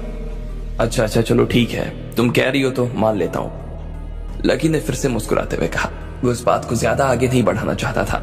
उसकी बात सुनकर चारों लड़कियों को हंसी आ गई। लकी उनकी सासू माँ की तरह बात नहीं कर रहा था। भले ही लकी उनका गुरु था, लेकिन उन्हें ऐसा लग रहा था कि लकी उनका कोई दोस्त था। वो चारों अपने मुंह पर हाथ रखते हुए शर्माते हुए हंसने लगी। इधर लकी को इस बात की कोई खबर ही नहीं थी कि विराज और शहनाज की शादी होने वाली थी। शिरीन ने उसे ना तो इस बारे में कुछ बताया और ना ही लकी भी उसे किसी तरह की बात कोई पूछ पाया था। लेकिन उसे इतना जरूर मालूम था, अगर इतनी दूर से शिरीन और विराज की शादी के लिए आए लोग थे तो इसका मतलब साफ था कि कोई बहुत बड़ी और धमाकेदार शादी होने वाली थी। थोड़ी ही देर बाद में वहां पर पुलिस आ गई और उन सब अंग्रेजों को जो बदमाशी कर रहे थे, पुलिस उन्हें अपने साथ ले आई। मामला अब शांत हो गया। लकी अपने साथ में बाकी लड़कियों और सिमोना के साथ में बारबेक्यू खाने के लिए चला गया। आज सिमोना का आखिरी दिन था और भले ही उसके साथ में जो कुछ हुआ, लेकिन उसकी वजह से वो अपना मूड बिल्कुल नहीं खराब करना चाहती थी। रात होने के बाद में लकी फिर से अपने कमरे में आ गया। लड़कियों ने कल की ही तरह आज भी उसकी मसाज की। वो जैसे ही सोने के लिए जाने वाला था कि इतने में उसके मोबाइल पर कुमारी का फोन आ गया। लकी उसका नंबर देखकर काफी खुश हो गया। कुमारी से बात किए उसे काफी दिन हो गए थे और वो उसके हाल चाल जानना चाह रहा था, इसलिए वो तुरंत अपने बिस्तर से उठा और उसने कुमारी का फोन उठा लिया। हेलो लकी, कैसे हो? मैं ठीक हूँ, तुम बताओ कैसी हो? सब ठीक? हाँ सब ठीक है। आज सुबह ही मैंने और राजा जी ने मिलकर रानी साहिबा के शरीर को दफनाया था। परसों के दिन राजा यहाँ से वापस अपने देश चले जाएंगे, लेकिन अपने घर जाने से पहले ना वो आखिरी बार तुमसे मिलना चाहते हैं। तो कल तुम जवानी होटल में आ सकते हो। वहाँ पर राजा जी शहर के सबसे बड़े लोगों को खाने पर बुला रहे हैं। उन्होंने तुम्हें भी आने के लिए कहा है, तो तुम टाइम पर पहुंच जाना, कुमारी ने कहा। हालांकि उसकी आवाज में वो पहले जैसी खनक लकी को महसूस नहीं हो रही थी। लकी समझ पा रहा था कि उसका और रानी का रिश्ता ही बहुत अच्छा था। आज सुबह भी जब वो रानी के शरीर को दफना रहे थे तो कुमारी पूरे दिन बस रोए जा रही थी। उसके आंसू थे कि थमने का नाम ही नहीं ले रहे थे। रोने की वजह से उसका गला खराब हो गया और लकी उसकी आवाज में एक अजीब सी खराश महसूस कर पा रहा था। लकी को भी दिल में उसकी आवाज सुनने के बाद हल्का सा दर्द महसूस होने लगा। वो कुमारी को इस हाल में नहीं देख सकता था, इसलिए उसने फिर से पूछा, क्या तुम सच में ठीक हो या ऐसे ही कह रही हो? नहीं नहीं, मैं सच में ठीक हूँ, तुम्हें चिंता करने की जरूरत नहीं है, कुमारी ने कहा। उसका एक बार के लिए तो मन किया कि वो फोन काट दे, लेकिन फिर उसे ना जाने क्या हुआ और वो फिर से रोने लगी। वो अपने आप को रोक रही थी लेकिन रुक नहीं पाई। कुमारी ने सुबकते हुए कहा, लकी, मुझे ना रानी साहिबा की बहुत याद आ रही है। हम दोनों एक दूसरे के बहुत करीब थे। मैं ना उनके साथ कितने सालों से थी, मुझे भी इस बात का अंदाजा नहीं। अब जब वो चली गई है ना, मुझे याद आ रही है उनकी। मेरा मन कर रहा है कि मैं उन्हें एक बार और छू के आ जाऊं। उन्हें हाथ लगाने का ना मन कर रहा है मेरा, उनसे बात करने का मन कर रहा है। मैं उनके पैरों को पकड़कर बहुत देर तक रोना चाहती हूँ लकी। काश काश फिर से आवाज देकर वो बुला ले मुझे। वो जो मांगेगी ना, मैं उन्हें देने के लिए तैयार हूँ, लेकिन वापस ले आओ लकी, वापस ले आओ। कुमारी की ये बात सुनकर लकी का भी मन खराब हो गया। उसे ऐसा लगने लगा कि कुमारी का मानसिक संतुलन सही नहीं था। उसने उसे शांत करने के लिए कहा, देखो कुमारी, तुम जो कह रही हो मैं समझ सकता हूँ, लेकिन जो हो गया अब उसे भुलाया नहीं जा सकता। मैं अपनी सासू माँ को बहुत मिस कर रहा हूँ। भले ही हम दोनों की एक दूसरे से ज्यादा बात नहीं हुई थी, मगर फिर भी मुझे उनकी याद आ रही है। मैं जानता हूँ कि तुम्हारे दिल पर भी क्या गुजर रही होगी, लेकिन ये बात हमेशा याद रखना कि रानी साहिबा तुम्हें ऊपर से देख रही होंगी, और अगर तुम उनके सामने इस तरह से रोने लगोगी तो उन्हें वापस बुलाओगी तो उन्हें अच्छा नहीं लगेगा ना। ऐसे में तुम्हें वो करना चाहिए जो रानी साहिबा चाहती है। तुम वही करो। तुम अकेली नहीं हो, मैं तुम्हारे साथ हूँ, और भी बहुत सारे लोग तुम्हारे साथ में हैं। वैसे भी जब रानी साहिबा जा रही थी तो उन्होंने कहा था ना मुझे तुम्हारा ध्यान रखने के लिए। मैं तुम्हारा ध्यान रखूंगा। मैं हर वक्त हर मुश्किल में तुम्हारे साथ खड़ा हूँ कुमारी, और खड़ा रहूंगा, वादा कर रहा हूँ। मैं उन्हें नहीं बचा पाया, लेकिन मैं तुम्हें कुछ नहीं होने दूंगा। लकी से बात करके कुमारी का दिल अब थोड़ा सा हल्का हो गया। अब उसे काफी अच्छा महसूस होने लगा। उसने अपनी आंसुओं को रोका और फिर बड़े प्यार से लकी से पूछा, सच में? क्या सच में तुम मुझे बचाओगे? क्या सच में तुम हमेशा मेरे साथ खड़े रहोगे लकी? लकी ने भी उसे गंभीरता से जवाब देते हुए कहा, हाँ कुमारी, मैं हमेशा तुम्हारे साथ खड़ा रहूंगा, चाहे जो हो जाए, लेकिन मैं तुम्हें कभी नहीं कुछ होने दूंगा। जो कुछ होगा ना, मैं झेल लूंगा। इतना सुनने के बाद कुमारी ने फोन रख दिया। लकी भी सो गया। आज उसे फिर से सासू माँ की याद तो आ रही थी, लेकिन उसके पास आगे बढ़ने के अलावा और कोई चारा भी तो नहीं था। अगले दिन शाम को रीना और बाकी लड़कियों के साथ में लकी जैमिनी होटल में जाने के लिए निकल पड़ा। वो सब टैक्सी में बैठे हुए थे। जैसे ही उनकी टैक्सी जैमिनी होटल के सामने जाकर रुकी तो लकी और बाकी लड़कियों ने देखा कि वहां पर सब तरह की महंगी सी महंगी गाड़ियां खड़ी थी। जैमिनी होटल की पार्किंग पूरी तरीके से भरी थी। अब वहां पर एक भी गाड़ी के आने की जगह नहीं बाकी रह गई। लकी और बाकी लोग जब नीचे उतरे तो उन्होंने देखा कि बहुत अमीर घरों के लोग बहुत ही महंगे और अच्छे कपड़ों में होटल के अंदर दाखिल हो रहे थे। लकी भी रीना और बाकी लड़कियों के साथ होटल में अंदर आ गया। उसने लिफ्ट ली और सीधा 8वें माले पर आ गया। जैसे ही वो लिफ्ट से बाहर आया तो उसने देखा कि गेट के बाहर एक गार्ड खड़ा था। लकी को देखते ही उस गार्ड ने उसे रोक दिया। उसने लकी के साथ लड़कियों को भी ऊपर से नीचे तक देखा और फिर उससे बड़े प्यार से पूछा, सर क्या आप बता सकते हैं कि आपके पास यहाँ अंदर आने का कोई इनविटेशन है? ये सुनते ही लकी हैरान हो गया। उसे कुमारी का फोन आया था और उसने लकी को बुलाया था। ऐसे में उसने नहीं सोचा था कि उसे यहाँ आने के लिए किसी और की इनविटेशन की जरूरत पड़ने वाली है। उसने गार्ड को ऊपर से नीचे तक देखा और फिर ना में अपना सिर हिला दिया। जैसे उसने ना कहा इतने में गार्ड भी उसे घिन भरी नजरों से देखने लगा। पहले तो वो थोड़ा सा झुककर खड़ा हुआ था, लेकिन लकी के मना करने के बाद वो और तनकर खड़ा हो गया। अगर आपके पास में कोई इनविटेशन कार्ड नहीं है सर, तो सॉरी, आप अंदर नहीं जा सकते। यहाँ पर प्राइवेट पार्टी चल रही है। अगर आप लोग खाना खाना चाहते हैं तो नीचे जा सकते हैं। हाँ, लेकिन मुझे अंदर जाना है, लकी ने कहा। नहीं सर, नहीं हो पाएगा। मैं बिना इनविटेशन के आपको अंदर नहीं जाने दे सकता, उस आदमी ने कहा और लकी को लड़कियों के साथ बाहर निकलने के इशारा देने लगा। लकी ये सुनकर हताश हो गया। ऐसा कैसे हो सकता था? उसने फिर से गार्ड से कहा, देखो भाई, मुझे यहाँ पे बुलाया गया है। मुझे यहाँ पर आने के लिए कुमारी ने फोन किया था। उसने मुझे नहीं बताया कि यहाँ आने के लिए किसी तरह की इनविटेशन की जरूरत होगी। अगर ऐसा होता तो मैं पहले ही उससे इनविटेशन ले लेता। वैसे राजा जी की पार्टी तो यहीं चल रही है ना? अब की बार लकी की बात सुनकर उस गार्ड को थोड़ी सी हंसी आ गई।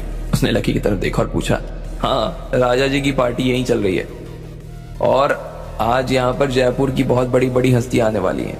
जो भी यहाँ पर आने वाला है ना, उसे पहले ही इनविटेशन भिजवा दिया गया है। ऐसे में अगर आपको ही बुलाया गया था ना, तो मुझे नहीं लगता कि बिना इनविटेशन के बुलाया गया होगा। मुझे अंदर से ही ऑर्डर मिला है कि बिना इनविटेशन के किसी को अंदर ना भेजूं। ऐसे में मैं आपको भी अंदर नहीं भेज सकता। सर, मेरे और भी गेस्ट आने वाले हैं। अगर आप इसी तरह से लॉबी के बीच में खड़े रहेंगे ना, तो उन्हें आने में दिक्कत होगी। इसलिए आप प्लीज थोड़ा सा कोऑपरेट कीजिए और यहाँ से निकल जाइए। अरे आप मुझे ऐसे कैसे निकाल सकते हैं? आपको क्या लगता है मैं आपसे झूठ बोल रहा हूँ? जब मैं कह रहा हूँ कि मुझे इनविटेशन आया था तो आया था ना। मैं जानबूझकर यहाँ क्यों आऊंगा? गजब बात कर रहे हैं अभी, लकी ने कहा। देखिए सर, मुझे जो कहा गया था मैं वही कर रहा हूँ। बिना इनविटेशन के मैं आपको किसी भी सूरत में अंदर नहीं जाने दे सकता।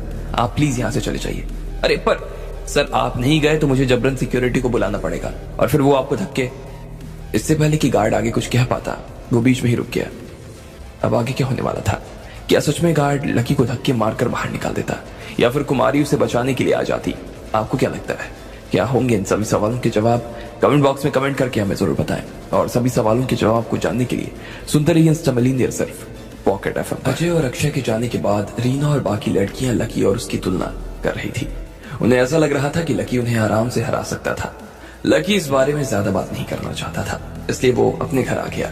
वहां सोने से पहले उसे कुमारी का फोन आया था और वो उसे कल राजा की होने वाली दावत में बुला रही थी। लकी अपने साथ में रीना और बाकी लड़कियों को लेकर आ तो गया, लेकिन उसे गार्ड ने रोक दिया। लकी के पास में कोई इनविटेशन कार्ड नहीं था, इसलिए वो उसे वहां से भगा रहा था। जैसे ही गार्ड ने उसे सिक्योरिटी को बुलाने के लिए कहा कि इतने में फिर से लिफ्ट का दरवाजा खुल गया। लकी और बाकी लोगों ने देखा कि उसमें से एक मोटा सा आदमी बाहर निकल कर आया हुआ था। उसके चेहरे से पहले उसका पेट बाहर निकल आया था। उसने अपना इनविटेशन कार्ड गार्ड को दिया और फिर तन कर खड़ा हो गया। गार्ड ने उसका कार्ड ठीक से देखा और फिर पूरी तरीके से नीचे झुकते हुए बोला, जाइए सर, आपका स्वागत है। आपसे मिलकर बहुत अच्छा लगा सर।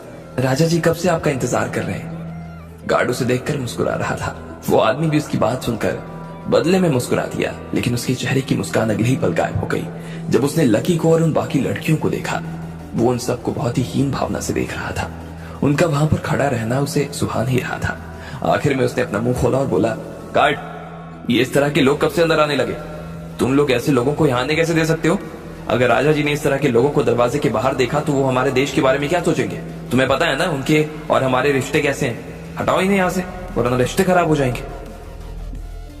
हाँ हाँ हाँ जी सर, जी सर, मैं अभी अभी। अरे समझ में नहीं आ रहा क्या? मैं आपसे प्यार से कह रहा हूं फिर भी आप मान नहीं रहे। चलिए बाहर जाइए यहाँ से। गार्ड ने हड़बड़ाहट में लकी से कहा। वो अब उसे जल्द से जल्द यहाँ से बाहर कर देना चाहता था। उसने तुरंत फिर से लिफ्ट का बटन दबाया और लकी की तरफ गुस्से में देखते हुए बोला, कैसे आदमी हो यार? इतनी बात सुनने के बाद भी यहीं पर खड़े हो? दिख नहीं रहा तुम्हारी वजह से हमारे मेहमान कितने नाराज हो रहे हैं? अब जल्दी से इसमें चढ़ो और भागो यहाँ से। तुम नीचे खाना खा सकते हो, जाओ वहां पे खाओ। इसलिए बेकार में टाइम खराब मत करो मेरा। अच्छा है चुपचाप निकलो यहाँ से। अगर तुम्हें लग रहा है कि यहाँ पे तुम चुपचाप से अंदर घुस जाओगे, वो तो मैं होने नहीं दूंगा। निकलो यहाँ से। उस गार्ड ने अब डंडा लकी की तरफ तान दिया। लकी को उसका इस तरह का बर्ताव बिल्कुल अच्छा नहीं लग रहा था। कोई भी किसी तरह से इस तरह से बात कैसे कर सकता था? लकी भी लिफ्ट में नहीं चढ़ा और रीना और बाकी लड़कियों के साथ में कोने में आकर खड़ा हो गया। फिर उसने अपनी जेब से अपना फोन निकाला और सीधा कुमारी को फोन मिला दिया। गार्ड फिर से उसके पास आ गया।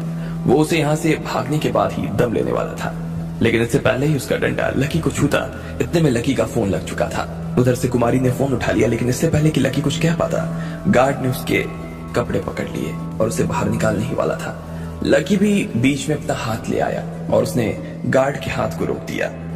लकी सिर्फ अपना हाथ ही बीच में लाया था, लेकिन उसमें इतनी जान थी कि गार्ड 2 कदम अपने आप ही पीछे हो गया। उसकी छाती पर हल्की सी चोट आ गई और वो दर्द से कराहने लगा।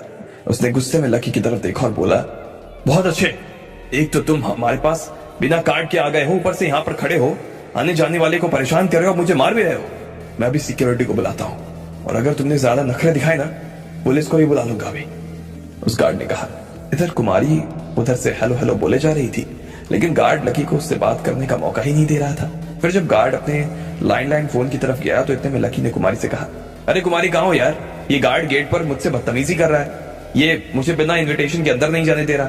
मैं इसे समझा रहा हूँ कि मेरे पास कार्ड नहीं है, तो ये मान भी नहीं रहा। अब तुम बाहर आओ और मैं इन्हें समझाऊं, वरना वो सिक्योरिटी को बुलाकर मुझे बाहर करवा देगा। अरे नहीं नहीं, तुम वहीं पर रुको, चिंता मत करो, हम लोग बस पहुंचने ही वाले हैं। राजा जी अभी भी गेस्ट हाउस में ही है, वो खुद भी अभी नहीं आए हैं। वो जैसे ही तैयार हो जाएंगे उसके बाद हम यहाँ से निकलेंगे। पर रुको, मैं अभी मैनेजर को फोन करती हूँ, वो तुम्हें अंदर एंट्री दिलवा देंगे, कुमारी ने कहा। हाँ ठीक है, मैं यहीं पर हूँ, कुछ भी होगा तो फिर से फोन करूंगा, लकी ने कहा और फिर फोन रख दिया। इधर उस गार्ड को लकी के ऊपर हंसी आ गई। वो खुद भी अपना फोन इतनी देर में पूरा कर चुका था। उसने लकी की तरफ देखा और कहा, नाटक कर रहे हो? करो करो, अच्छा नाटक कर रहे हो। मैं तुम्हारे जैसे नाटकबाज आदमी को ना अच्छे से जानता हूँ। तो वैसे फोन किसे लगाया था, मुख्यमंत्री जी को या सीधा राजा जी को? तुम्हारी जानकारी के लिए बता दूं कि मैंने भी अभी एक फोन लगाया था हमारे सिक्योरिटी चीफ को। वो अपनी टीम के साथ ना यहाँ पर आते ही होंगे और तुम्हें उठाकर ना बाहर फेंक देंगे। अब तुम खुद भी जाने के लिए कहोगे ना, तो मैं तुम्हें जाने नहीं देने वाला। जैसे ही गार्ड ने इतनी बात कही कि इतने में फिर से लिफ्ट का दरवाजा खुला। लकी किसी भी तरह की लड़ाई नहीं चाहता था, लेकिन उसे लग रहा था कि अगर ये सिक्योरिटी वाले होते तो उसके पास में लड़ने के अलावा और कोई चारा नहीं था। रीना और बाकी लोग भी उसे घबराए हुए देख रहे थे, लेकिन जैसे ही दरवाजा खुला तो लकी ने देखा वहां पर होटल का मैनेजर खड़ा था। वो लिफ्ट से बाहर आया और सीधा गार्ड की तरफ आने लगा। उसके पास में राजा जी के गेस्ट हाउस से पहले ही फोन आ गया था। उन्होंने कहा कि उनके एक बहुत ही खास मेहमान दरवाजे पर रुके हुए हैं और वहां का गार्ड उन्हें अंदर नहीं जाने दे रहा। ऐसे में मैनेजर खुद इस मामले से निपटने के लिए अंदर आया था। मैनेजर लकी के पास में आया और बोला, क्या आप ही लकी है? जी मैं ही लकी हूँ, लकी ने मुस्कुराते हुए उसकी बात का जवाब दिया। इतने में वो गार्ड बीच में कूद पड़ा और बोला, सर इस आदमी के पास तो कोई इनविटेशन लेटर नहीं है, बिना बुलाए ही अंदर घुसने की कोशिश कर रहा था, इसलिए मुझे ना इसे बीच में ही रोकना पड़ा। जब मैंने इसे बाहर जाने के लिए कहा तो मेरे ऊपर उल्टा धक्का मुक्की कर रहा है। मैंने अभी चीफ साहब को बुला लिया है, अपनी टीम के साथ आते ही होंगे। एक बार वो आ जाए फिर ये आदमी अपने पैरों को ना अपने सिर पर रख के भागेगा। गार्ड लकी को ऐसे देख रहा था जैसे वो उसकी चाय में गिरी कोई मक्खी थी, लेकिन जैसे ही मैनेजर ने गार्ड की बात सुनी तो उसके चेहरे के भाव ही बदल गए। इधर तो राजा जी ने खुद उसे फोन करके कहा था कि लकी उनके बेहद खास मेहमानों में से था। ऐसे में वो जरूर कोई ना कोई बड़ा आदमी तो था ही। फिर गार्ड उसके बारे में इस तरह की बात क्यों कर रहा था? मैनेजर को लगा कि शायद लकी के कपड़ों की वजह से वो उसे इस तरह से बात कर रहा था। उसकी बदतमीजी पर मैनेजर को गुस्सा आ रहा था। अगर ये सब वाकया राजा जी को पता चल जाता तो वो एक पल में इनका होटल बंद करवा देते। मैनेजर नहीं चाहता था कि इसकी शिकायत लकी खुद अपनी तरफ से करे, इसलिए उसने तुरंत गार्ड की तरफ देखा और उसकी गाल पर एक जोरदार तमाचा लगा दिया। तमाचे की आवाज के साथ ही पूरा कॉरिडोर गूंज उठा। गार्ड को विश्वास नहीं हो रहा था कि उसके मैनेजर ने उसका ही गाल लाल कर दिया। तो बड़ी बड़ी आंखों से मैनेजर को देखे जा रहा था।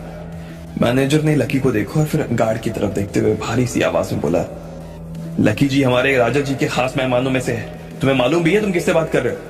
इनके ऊपर इस तरह का इल्जाम लगाने की तुम्हारी हिम्मत क्या? उसका ही गाल लाल कर दिया। तो बड़ी बड़ी आंखों से मैनेजर को देखे जा रहा था।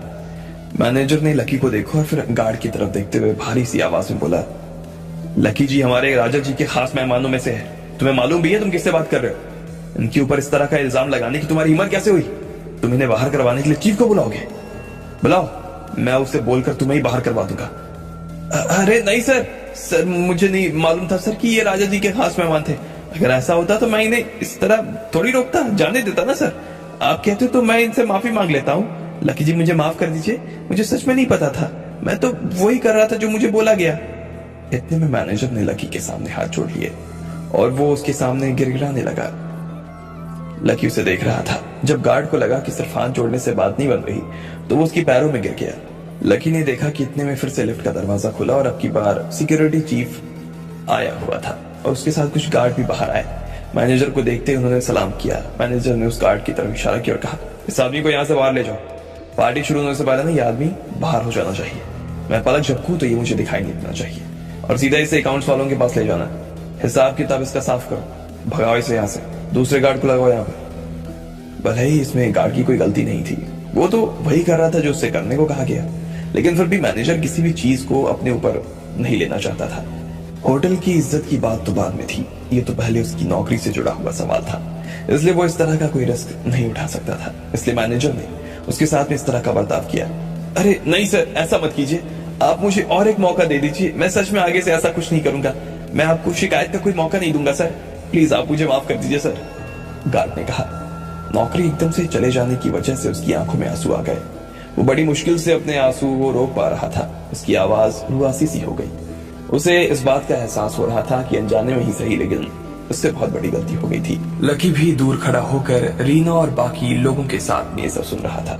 उसने मैनेजर की तरफ देखा और फिर मुस्कुराते हुए बोला, मैनेजर साहब, मुझे लगता है कि इसमें इनकी कोई गलती नहीं है। जो उसका काम था वही तो कर रहा था ना वो, और उसने जो गलती की है उसके लिए माफी भी मांग ली, इसलिए उसे माफ कर दीजिए ना, नौकरी मत लीजिए। अरे नहीं सर, ऐसे कैसे नहीं निकालूं? इसने आपके साथ ऐसी बदतमीजी की है, मैनेजर ने कहा। वो अभी भी सचेत होकर चलना चाह रहा था। जी नहीं, उसे छोड़ दीजिए, मुझे उसकी बात का कोई बुरा नहीं लगा, लकी ने फिर से मुस्कुराते हुए कहा। मैनेजर को एक बार के लिए तो विश्वास नहीं हुआ कि इतना बड़ा आदमी होने के बाद भी वो इतना साधारण है। उसने एक बार के लिए उस गार्ड को देखा और फिर उसे छोड़ने का इशारा कर दिया। गार्ड लकी के इस व्यवहार से खुश हो गया। वो उसके पैरों तक में गिर जाने के लिए राजी था। वो तुरंत फिर से हाथ जोड़कर लकी के पैरों में गिरा और बोला, thank you sir, thank you so much, मैं आपको हमेशा याद रखूंगा सर, थैंक यू, उस आदमी ने कहा। लकी ने उसकी बात पर सिर्फ हाँ में सिर हिला दिया और फिर अंदर जाने के लिए आगे बढ़ गया। इससे पहले कि वो अपने हाथ से दरवाजा खोलता, गार्ड खुद लकी के लिए दरवाजा खोलने के लिए आगे आ गया। अब आगे क्या होने वाला था? क्या नई खबर ये पार्टी लकी के लिए लाने वाली थी? और क्या इस बीच में शहनाज और विराज की शादी की खबर भी लकी को पता चल जाती? कहीं वो हमेशा के लिए राधिका को खो तो नहीं देता? आपको क्या लगता है, क्या होंगे इन सभी सवालों के जवाब? कमेंट बॉक्स में कमेंट करके हमें जरूर बताएं। और सभी सवालों के जवाब को जानने के लिए सुनते रहिए इंस्टामिलियन सिर्फ पॉकेट एफएम पर। लकी को वो गार्ड बाहर करने के लिए आगे आ गया। इतने में उसने कुमारी को फोन मिला दिया, लेकिन वो उसके कपड़े खींचने लगा तो लकी अपना हाथ बीच में ले आया। गार्ड को उससे चोट लगी तो उसे और गुस्सा आ गया। वो लकी को यहाँ से बाहर करवा देना चाहता था, लेकिन उल्टा मैनेजर ने आकर खुद उसे बाहर करवा दिया। वो तो लकी ने बीच में आकर उसे बचा लिया था। वो जब अंदर की तरफ जाने लगा तो इतने में गार्ड ने उसके लिए दरवाजा खोल दिया। लकी जब रीना और बाकी लड़कियों के साथ में अंदर आया तो उसने देखा कि वहां पर 10 से ज्यादा गोल टेबल लगी हुई थी। वो टेबल काफी बड़ी थी और उनके पास कुर्सियां लगी हुई थी। लकी ने देखा कि सामने एक बड़ा सा स्टेज बंधा हुआ था। वहां पर जयपुर के बड़े बड़े घरों से आए हुए लोग थे। जयपुर के 20 सबसे बड़े परिवार वहां पर आकर बैठे हुए थे। लकी भी अपने लिए एक टेबल देखकर अपनी सीट पर आकर बैठ गया। उसके आसपास रीना और बाकी लड़कियां भी बैठ गईं। लकी ने देखा कि वहां पर शांतनु और अब्बास भी आए हुए थे। वहां पर वो लड़का केशव भी था, लकी ने जिसको फरारी से रगड़ दिया था। लेकिन उनमें से किसी का भी ध्यान लकी की तरफ नहीं गया। केशव और शांतनु आराम से अपने हाथों में वाइन का ग्लास लेकर बात कर रहे थे। उनके साथ में और भी कई लोग थे। वो सभी आपस में हंसी मजाक कर रहे थे। शांतनु ने ग्लास से एक घूंट लिया और कहा, भले ही राजा जी का देश बहुत छोटा है, लेकिन एक बात है, साला इन चोरों के पास पैसे बहुत हैं। जैसे ही यहाँ पर राजा जी का आना हुआ, जयपुर में उन्होंने 2000 करोड़ रुपए इन्वेस्ट कर दिए। भाई साहब देखो ना, 2000 करोड़ रुपए में तो जयपुर में क्या क्या नहीं हो जाए। ये 2000 करोड़ रुपए की इवेंट में भाग लेने के लिए हम जैसे लोगों के पास में अच्छा मौका है। वैसे अगर देखा जाए तो राजा जी यहाँ पर हम सब इंटरनेशनल गेम्स को देखने के लिए आए थे। उनका पैसा देने का मन नहीं था, लेकिन फिर भी उन्होंने बाद में उसकी घोषणा कर दी थी। वो इस इन्वेस्टमेंट को बांटने के लिए बहुत कुछ दिनों से यहाँ से 10 से 20 बड़े परिवारों को देख रहे थे। अब कल जब राजा जी जाने वाले थे तो ऐसे में हर अमीर घरों का आदमी उनसे पैसे लेने की ताक में था। वहीं पास में खड़े एक मोटे से अमीर आदमी ने कहा, हाँ वैसे ये बात तो आपने बड़ी सही कही है कि राजा जी यहाँ पर इतना पैसा दे रहे हैं, लेकिन फिर भी उन्होंने अभी यहाँ अपने मुंह से ये नहीं कहा कि वो सारा पैसा जयपुर में ही देने वाले हैं। हो सकता है किसी और शहर में भी पैसा लगा दें। ये तो लोगों ने हवा में बात उड़ा दी कि वो जयपुर में सारा पैसा देने वाले हैं। अगर अब जयपुर का नंबर नहीं आया तो हमें यहाँ से खाना खाने के बाद ना हाथ धोकर निकलना पड़ेगा। उस मोटे आदमी की बात सुनने के बाद में केशव ने उसके कंधे पर हाथ मारा और मुस्कुराते हुए कहा, अरे यार तुम भी क्या इतनी चिंता कर रहे हो? तुम्हें ऐसा क्यों लग रहा है कि ये पैसे जयपुर में नहीं आएंगे? देखो बात है बिल्कुल सीधी। अगर जयपुर के हिसाब से देखोगे तो ये रकम अपने आप में बहुत बड़ी है, लेकिन अगर इसमें पूरे भारत को जोड़ लें तो ये सिर्फ मूंगफली के दाने के बराबर है भाई। इसलिए राजा जी भी अपनी वाहवाही के लिए पैसे जयपुर में ही लगाएंगे। अगर ऐसा नहीं होता तो फिर वो आज हम सबको यहाँ पार्टी पर क्यों बुलाते? अगर पैसा जयपुर में देना ही नहीं होता तो फिर इस पार्टी को बुलाने का कोई मतलब ही नहीं था यार। बाकी सब लोग जो केशव की बात सुन रहे थे उन्हें भी यही लगा कि अगर राजा जी को पैसे नहीं देने होते तो फिर वो आज सबको खाने के लिए बुलाते ही नहीं। इसलिए उन्होंने भी केशव के सुर में सुर मिला दिया। हाँ बात तो सही कह रहा है। अगर ऐसा नहीं होता फिर यहाँ पर अच्छे से होटल तो दिल्ली में है, वो वहां पर जाकर पार्टी करते। हाँ देखो पैसा तो यही आना है। अगर पूरा नहीं भी आया तो 1000 करोड़ के आसपास तो आना ही आना है। उसमें से हम सबका साल भर का काम तो आराम से निकल जाएगा। बिल्कुल सही कहा भाई, साल भर से ज्यादा का ही काम निकल जाएगा। और जितना अच्छा माहौल उन्हें यहाँ मिलेगा ना, उतना यहाँ के किसी भी आसपास के शहर में तो मिलने वाला है नहीं। शांतनु भी वहां पर खड़ा वाइन पी रहा था और बाकी सब लोगों की बात सुन रहा था, लेकिन एक पल के बाद उसे शक होने लगा। उसने फिर से एक घूंट लिया और कहा, वो सब तो ठीक है, लेकिन एक चीज है जिसके ऊपर तुम में से किसी का ध्यान नहीं गया। तुम में से किसी ने विराजमना को देखा? उनको यहाँ नहीं बुलाया गया क्या? यार जयपुर में इतना बड़ा इन्वेस्टमेंट आ रहा है, यहाँ पर सब बड़े घर वालों को बुलाया गया है। विराजमना कहाँ है? अरे नहीं ऐसा नहीं है, बना के पापा आए हैं, वो देख अधिराज बना वहां पर खड़े हैं। मेरी बना से बात हुई थी, कह रहे थे वो नहीं आने वाले, तबीयत ठीक नहीं है उनकी। बाकी सब लोगों ने जैसे ही ये तबीयत की बात सुनी तो एक बार के लिए तो विश्वास ही नहीं हुआ।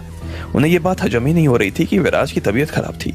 बाकी लोगों को तो ये लग रहा था कि बना इसलिए नहीं आई क्योंकि उन्होंने उस दिन शर्मा होटल में राजा जी को नाराज कर दिया था। अरे तुम यहाँ पर क्या कर रहे हो? इतने में शांतनु की नजर लकी से जा मिली। उसने देखा कि वो रीना और बाकी लड़कियों से बात कर रहा था। शांतनु उसके पास आकर खड़ा हो गया। जैसे ही लकी को अपने पीछे किसी की परछाई महसूस हुई तो उसने घूम कर देखा, वहां पर शांतनु खड़ा था। जैसे ही केशव की नजर लकी पर पड़ी तो वो भी उसके पास में आकर खड़ा हो गया। लकी जैसा फटीचर आदमी यहाँ क्या कर रहा था? वो उसके पास आया और बोला, लकी तुम्हें अंदर किसने घुसने दिया बे? मालूम नहीं है ये पार्टी सिर्फ जयपुर के टॉप फैमिलीज वालों के लिए? तुम्हें कहीं यहाँ चुपके से तो नहीं घुसा दिया गया, या तुम चुपके से घुस आए हो? केशव ने पूछा। शांतनु की उसकी बात सुनकर हंसी आ गई। जी नहीं, मुझे बुलाया गया है इसलिए आया हूँ, छुपते छुपाते कहीं जाने की आदत नहीं है मेरी, लकी ने कहा। वो उनसे बात करके अपना मन खराब नहीं करना चाहता था। अच्छा जी, आदत नहीं है, फिर तो तुम कोई भूत ही होगे जो सीधा यहाँ अंदर घुसा है, क्योंकि अगर बाहर गार्ड तुम्हें देख लेता तो वो तो तुम्हें अंदर आने ही नहीं देता है। बात कर रहे हैं, शांतनु ने उसका मजाक उड़ाते हुए कहा। इतने में बाकी लोग भी लकी के पास आकर खड़े हो गए। अरे भाई ये सिग्नल वाले लोग यहाँ पर क्या कर रहे हैं, और ये क्या पहन कर आया ऐसे आदमी को कैसे घुसने दिया भाई? क्यों भाई, गार्ड तुम्हारा रिश्तेदार है क्या? एक और अमीर ने लकी की तरफ देखते हुए उससे पूछा। बाकी सब लोग भी लकी की टांग खींच रहे थे। लकी को इनकी सब चीजों से कोई फर्क नहीं पड़ रहा था, लेकिन वो लोग उसके बारे में नहीं जानते थे। उन्हें लकी के इस पहनावे से काफी फर्क पड़ रहा था। ऐसे कपड़े में कोई भी इतनी बड़ी पार्टी में कैसे आ सकता था? जब शांतनु लोगों को शांत करवा रहा था तो उसने कहा, अरे भाई साहब शांत हो जाओ यार, इस आदमी को जानता हूं मैं। ये आदमी हम जैसे परिवारों से नहीं आता, लेकिन बात ऐसी है कि ये भी मेरे साथ राजस्थान यूनिवर्सिटी में पढ़ता है। अभी इस साल कॉलेज में जो पार्टी हुई ना, उसमें पता नहीं कहां से इसने 1 करोड़ रुपए लाकर दान कर दिए। पार्टी भी इसके ही पैसों से हुई थी भाई। बाकी सब लोगों ने जैसे ही लकी के बारे में ये सुना तो हैरान हो गए। किसी को उस पर विश्वास नहीं हो रहा था। लकी इतना बड़ा आदमी भी हो सकता था। वो कहीं से भी करोड़पति तो हजारपति भी नहीं लग रहा था। लोगों को लगने लगा कि शायद वो अपने आप को जानबूझकर लो प्रोफाइल रखने की कोशिश कर रहा था। कुछ लोगों को सच में इस बात पर विश्वास भी होने लगा और वो लकी को इज्जत भरी नजरों से देखने लगे। लेकिन जैसे ही शांतनु जोर से हंसने लगा तो सब फिर से भ्रम तोड़कर वहां पर हंसने लगे। वो सब उसे देख रहे थे और उसकी हंसी से ही सब समझ गए कि मामला वो नहीं था जो वो सोच रहे थे। अरे भाई के बारे में तुम्हें एक और खास बताता हूँ एक बात। ये सैंडविच बनाने का काम किया करते थे। एक ट्रक पे ना एक लड़की के साथ इसने खूब सैंडविच बेचे भाई। वहीं से तो करोड़पति हुआ भाई। क्या मजाक कर रहे हो यार शांतनु? सैंडविच बेचकर कैसे कोई करोड़पति हो सकता है यार? अरे हो सकता है अगर वो लकी हो तो। शांतनु ने कहा और फिर हंसने लगा। वो सब उसके साथ में फिर से हंसने लगे। लकी तो बस उन्हें घूरता जा रहा था। रीना और बाकी लड़कियों को भी इस बार गुस्सा तो बहुत आ रहा था, लेकिन लकी के कहने पर उन्होंने अपने आप को रोका हुआ था। असल में हुआ क्या कि भाई ने ना बहुत ही अमीर आंटी को अपने हाथ का सैंडविच खिलाया होगा। इसका सैंडविच खाते ही ना वो आंटी चीज की तरह पिघल गई और उन्होंने तुरंत खुश होकर इस भाई को 1 करोड़ रुपए दान में दे दिए ताकि ये अपना ना आगे का जीवन सुधार सके। लेकिन इतना पैसा देकर ये इतना पागल हो गया। और तुम्हें क्या लगता है इससे पैसा संभलता? तो भाई ने क्या किया, कॉलेज में सिर्फ हीरो बनने के लिए 1 करोड़ रुपए दान दे दिए। शांतनु ने इतना पर कहा और फिर लकी की तरफ देखने लगा। जैसे ही बाकी लोगों ने इस बात को सुना तो उन्हें भी हंसी आ गई। वो जोर जोर से अपना पेट पकड़कर हंसने लगे। अरे यार ये तो सही में सैंडविच वाला निकला। इतनी छोटी सोच। हाँ भाई, तो कोई और आपको 1 करोड़ रुपए देकर जाए और आप उसे हीरो बनने में उड़ा दो, ऐसा कैसे हो सकता है भाई? ये तो साला 1 नंबर का सैंडविच वाला निकला यार। गजब की दुनिया है, दुनिया में गजब के लोग। इतने में केशव ने बीच में आकर जोर से कहा, अरे मैं एक और बात बताता हूँ। मैं इस आदमी को ना अच्छी तरीके से जानता हूँ, लेकिन असलियत में है कौन ये तो मुझे भी अभी तक नहीं समझ आया भाई। तुम्हें याद होगा ना कि अभी कल हमारे इंटरनेशनल गेम्स खत्म हुए। तुम्हें एक खबर ध्यान है कि जयपुर में उन दिनों भारत की सबसे महंगी फरारी चल रही थी? याद है वो खबर? हाँ, तो जिस दिन वो फरारी जयपुर में आई थी ना, उस दिन मैं वहीं सेंट्रल पार्क स्टेडियम में था। मैंने ही उसे आते हुए देखा। सच में गाड़ी बड़ी शानदार थी। उसे तो भारत की राष्ट्रीय गाड़ी घोषित कर देना चाहिए भाई। अब वो गाड़ी तो अपने आप में शानदार थी, लेकिन ये आदमी इतना धूर्त, पता नहीं इसने क्या तिकड़म बैठाया, लेकिन इसकी आवाज की वजह से उस बेचारी लड़की की ना फरारी कार चलने लगी। दरवाजा खुल गए और फिर गाड़ी को ना अपना बताकर इधर उधर भगाने भी लगाई। अब जो चीज आपकी है नहीं, उसे तो कोई बदमाशी अपना बता सकता है भाई। केशव भी लकी के ऊपर हंसने लगा। बाकी लोग भी लकी के ऊपर हंस रहे थे। मुझे तो लगता है कि ये यहाँ पर ना ऐसे ही घुसा होगा, और क्या बोला होगा कि टेबल साफ करने आया हूँ, और टेबल साफ करते करते खुद टेबल पर आकर बैठ गया होगा। अरे भाई ध्यान से देखना, टेबल साफ करते करते ये लोगों की जेब ना साफ करने लगे। सब लोग लकी को देख रहे थे और उसके बारे में कुछ अनाप शनाप बोले जा रहे थे, लेकिन लकी की नजर सिर्फ केशव के ऊपर टिकी थी। वो उसे देखे जा रहा था और उसने थोड़ी देर बाद कहा, केशव भाई, तुमने इन लोगों को उस दिन की पूरी बात नहीं बताई क्या? तुमने ये तो कहा कि उस दिन मैं फरारी चला रहा था, लेकिन तुमने ये नहीं बताया कि उसके पीछे तुम्हें बांध कर पूरे सेंट्रल पार्क स्टेडियम के चौराहे पर मैंने तुम्हें रगड़ा था। तुम्हारे कपड़े भी फट गए। मेरे तो तुम्हारे कपड़ों से फिर भी बहुत अच्छे कपड़े हैं। केशव उस दिन को कैसे भूल सकता था? वो तो उसकी याद में अभी भी कांटों की तरह चुभता रहता था। उसके सारे बाल लकी ने जला दिए। इसके बाद उसने शिवराज का हाथ भी कटवा दिया। केशव का तो खून खौल रहा था। अब आगे क्या होने वाला था? क्या केशव अपने बदले की आग को आज बुझाता? आपको क्या लगता है? क्या होंगे इन सभी सवालों के जवाब? कमेंट बॉक्स में कमेंट करके हमें ज़रूर बताएं। और सभी सवालों के जवाब को जानने के लिए सुनते रहिए इंस्टा मिलियनेयर सिर्फ पॉकेट एफएम पर। कहानी अच्छे लगे तो subscribe the channel and click the bell icon.